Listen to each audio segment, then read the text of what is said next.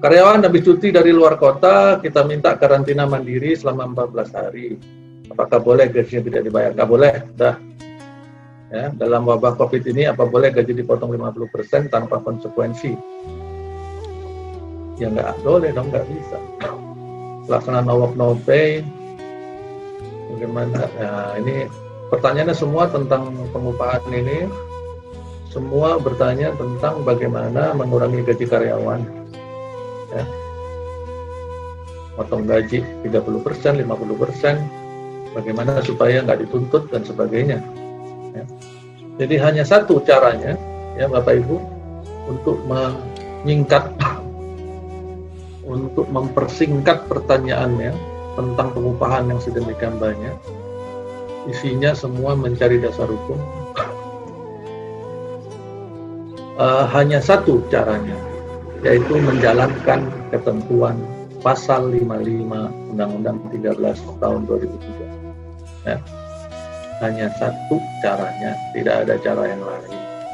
Jadi kalau kesepakatan dalam pasal 55 tidak terjadi, maka segala pemotongan tadi dalam berbagai bentuknya menjadi bertentangan dengan perundang. Masih lebih manusiawi kalau perusahaan melakukan penundaan dibandingkan dihilangkan. Ya itu sih masih bisa dilakukan, meskipun penundaan itu pun tetap membutuhkan kesepakatan. Ya. Kalau enggak, penundaan itu masuk kategori keterlambatan bayar upah. Itu bisa dilakukan, ya, negosiasi dan sebagainya. Saya masih percaya bahwa masih banyak perusahaan-perusahaan, maksudnya masih banyak perusahaan yang sebenarnya memiliki opportunity untuk bangkit, untuk menemukan inovasinya dan kreativitasnya dalam kondisi yang susah seperti ini. Dan rumus ini tidak hanya berlaku untuk teman-teman di perusahaan, tapi juga berlaku untuk diri kita pribadi. Ya, untuk diri kita pribadi, baik yang pekerja lepas dan sebagainya. Coba kita ingat apa yang terjadi di tahun 98. Kalau kita sudah merasakan di tahun 98. Bagaimana beratnya situasi pada saat itu, bagaimana banyaknya karyawan yang di PHK, bagaimana banyaknya perusahaan yang tutup dan sebagainya. Ya. Namun di tahun yang sama juga, tahun yang berat seperti itu, ternyata itu justru melahirkan begitu banyak wirausahawan baru, pengusaha-pengusaha baru yang berangkat dari kreativitas, berangkat dari penggunaan prinsip kepepet. Nah, jadi kalau orang udah kepepet waktu tahun 98 itu, mereka terus berpikir apa yang bisa dilakukan dan sebagainya, sehingga akhirnya mereka menemukan jalan. Begitu banyak usaha-usaha baru yang muncul, yang ternyata pengusahanya itu adalah karyawan-karyawan yang kena PHK dulu di tahun 98 dan sekitar. Ya. Sehingga kita seharusnya tidak memandang kondisi hari ini sebagai the end of the world. Ini bukan akhir dari dunia ini. Kita tetap, selama nafasnya masih ada, kita masih tetap harus terus berusaha dan berpikir kreatif. Masih bisa kok. Kayak industri, kalau Bapak Ibu terima profil singkat tentang peserta, baik dari daerah maupun jenis industrinya, itu kalau nggak salah yang masuk dalam 5 besar itu dari industri education and training. Education and training, kita merasakan gangguan yang katanya sangat besar misalnya. Tapi dari fakta webinar hari ini saja, kita bisa melihat kan Bapak Ibu, bahwa ternyata keinginan orang untuk belajar masih tinggi. Yes, Pak Surabaya. Jadi silakan diketik. Jadi sebenarnya masih bisa dilakukan seperti itu. Mungkin kita harus menyesuaikan. Ini contoh atau masukan buat teman-teman yang di education dan training ya. Ini ada sedikit cerita nih. Baru kemarin nih, ini sekarang hari apa? Rabu. Hari Selasa, Selasa siang kemarin, saya kebetulan melihat berita di channel News Asia.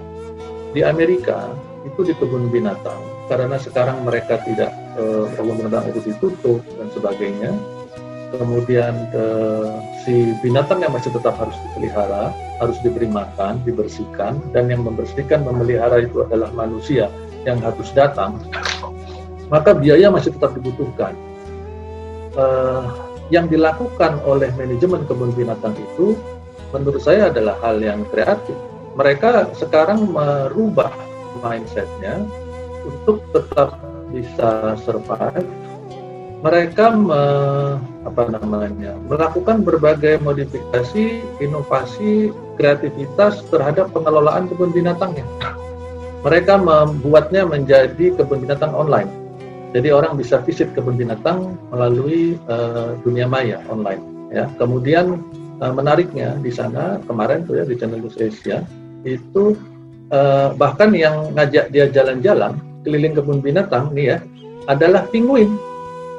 Penguin yang sudah dilatih itu ada 2, dia berjalan tuh seolah-olah jadi pemandu kita, menunjukkan bahasanya tetap manusia yang memberikan narasi, tapi si penguin tadi itu sudah dilatih.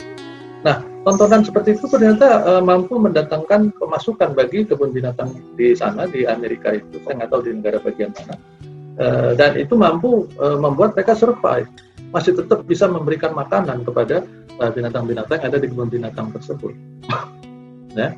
Dan beberapa binatang-binatang yang memang masuk kategori jinak dan bisa dilatih, mereka diajak jalan-jalan. Justru sekarang ada di jalur di video itu kemarin ditunjukkan di jalur yang biasa dilalui manusia atau pengunjung itu jalan-jalan, sekarang diisi sama binatang-binatang tadi jalan-jalan di situ. Jalan-jalan kan itu lucu, ya. Dan ternyata itu menjadi sumber pemasukan. Ya.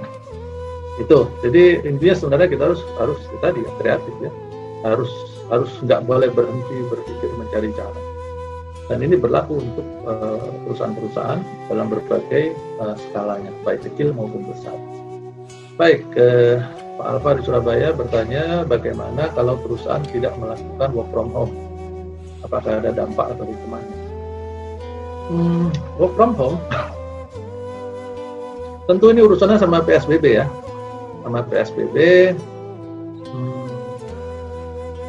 Kalau ini urusannya bukan sama hukum ketenaga kerjaan Bapak Ibu, sama PSBB urusannya sama pelaksanaan pembatasan apa sih PSBB itu?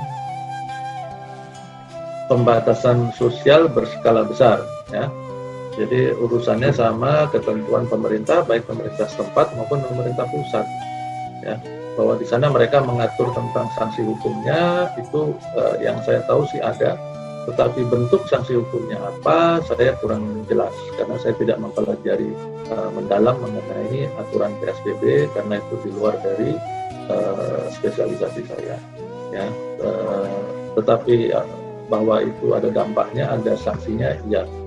Dan setahu saya kalau tidak salah sekarang pihak pemerintah setempat yang sudah menjalankan ketentuan PSBB di wilayahnya, mereka mulai melakukan semacam razia, mendatangi perusahaan-perusahaan untuk memastikan bahwa perusahaan itu benar-benar melakukan PSBB atau tidak.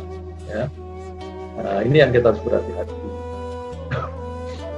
Begitu, Pak Alfa dari Surabaya. Surabaya udah masuk kategori merah juga ya. Kalau nggak salah, udah jalan PSBB-nya ya Surabaya, Pak.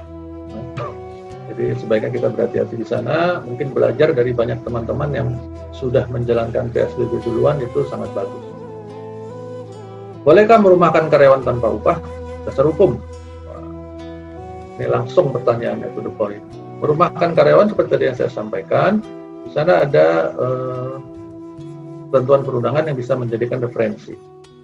Surat edaran Menteri 907 tahun 2004, itulah yang paling terakhir yang kita punya.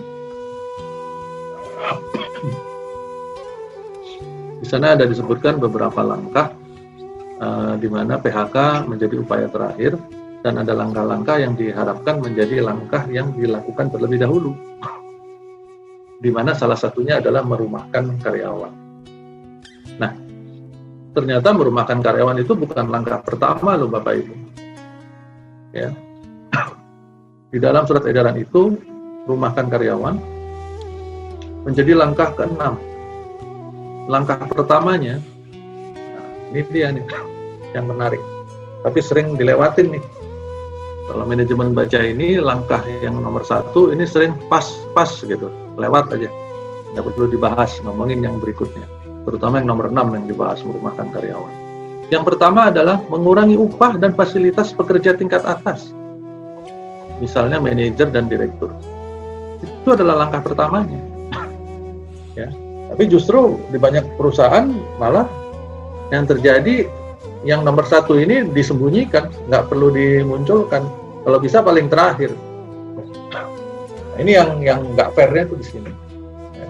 Jadi ternyata di dalam surat edaran ini yang bisa menjadi panduan atau referensi, langkah pertamanya adalah mengurangi upah dan fasilitas tingkat atas. Ya. Ngomong-ngomong nggak enaknya lah ya, ngomong agak kasarnya ini. Kalau yang tadinya biasanya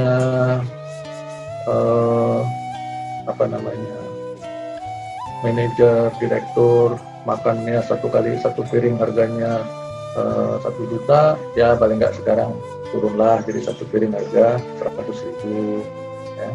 Kurang lebih begitulah gambaran katanya. Kalau selama ini misalkan ada biaya transportnya itu tidak terbatas, reimburse bahan bakar tidak terbatas, sekarang kok ya dibatasi. Kasarnya kurang lebih kayak gitu. Tuh Pak Ali Pasha sampaikan, Gojek sudah kasih contoh mengurangi upah manajemennya. Bagus. Banyak, ada beberapa manajemen yang saya perlu acungi jempol. Kalau Gojek sudah lakukan bagus. Yang saya dengar beritanya itu ada satu industri kopi kenangan kalau nggak salah, yang CEO-nya menyampaikan bahwa dia hanya akan mengambil gajinya sebesar 1 juta rupiah setiap bulan, ya, sebesar 1 juta rupiah saja setiap bulan sampai akhir tahun 2020, dan sisanya dia akan pergunakan untuk membantu menahan supaya tidak ada PHK di perusahaan. Ya, nah ini bagus. Terus beberapa perusahaan lain, ada beberapa klien kami yang sudah memberi contoh sangat bagus, bahkan CEO-nya di Indonesia, yang kebetulan itu orang asing, dia bersedia untuk dipotong upahnya 75%. Ini orang asing di Indonesia, dia mau dipotong 75%, kemudian seluruh GM dan manajernya dipotong berjenjang dari 50% sampai 35%. Ya. Justru karyawan di level bawah, supervisor, staff, apalagi yang di bawah staff itu, ya, operator level, mereka nggak dipotong sama sekali. Mereka nggak dipotong. Kenapa? Karena yang mereka pergunakan prinsipnya di perusahaan itu adalah bagaimana yang di atas itu menyelamatkan, bagaimana perusahaan menyelamatkan supaya karyawan tetap bisa makan. Ya. Kalau yang perusahaan mau PHK aja sekalian. Gitu. Ini ngomong nggak enaknya nih ya. Kalau mau PHK aja sekalian. Bayar sesuai ketentuan perundangannya. Udah sekalian lepas tanggung jawabnya, tapi melepaskan dengan baik-baik. Jangan dibunuh enggak, ya kan? Di PHK enggak, tapi dikasih gaji enggak. Dikurang-kurangin. Nah ini yang mengerikannya di sini. Ya. 424603 bisa diulang Pak, aturan apa dasarnya tentang 6 langkah. Yang langkah pertamanya mengurangi upah fasilitas, yaitu ada di Surat Edaran Menteri Tenaga Kerja nomor 907 tahun 2004 tentang pencegahan PHK massal. Ya, Surat Edaran Menteri Tenaga Kerja 907 tahun 2004. Sebenarnya langkahnya bukan 6, tapi 8. Yang pertama adalah mengurangi upah fasilitas tingkat atas. Kemudian kita coba lihat apa langkah berikutnya. Langkah kedua adalah mengurangi shift. Yang ketiga, menghapuskan kerja lembur. Kemudian yang keempat, mengurangi jam kerja. Yang kelima, mengurangi hari kerja. Yang keenam, meliburkan atau merumahkan karyawan bergilir untuk sementara waktu. Yang ketujuh, tidak memperpanjang kontrak bagi pekerja yang habis masa kontraknya.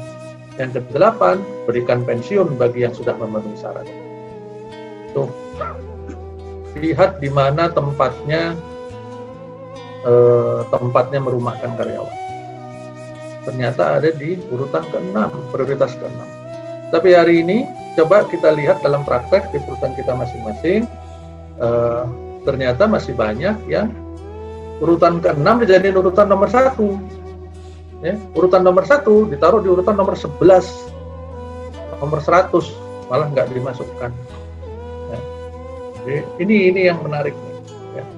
Nggak heran kalau begitu banyak tentangan dari karyawan melihat manajemen yang seperti ini.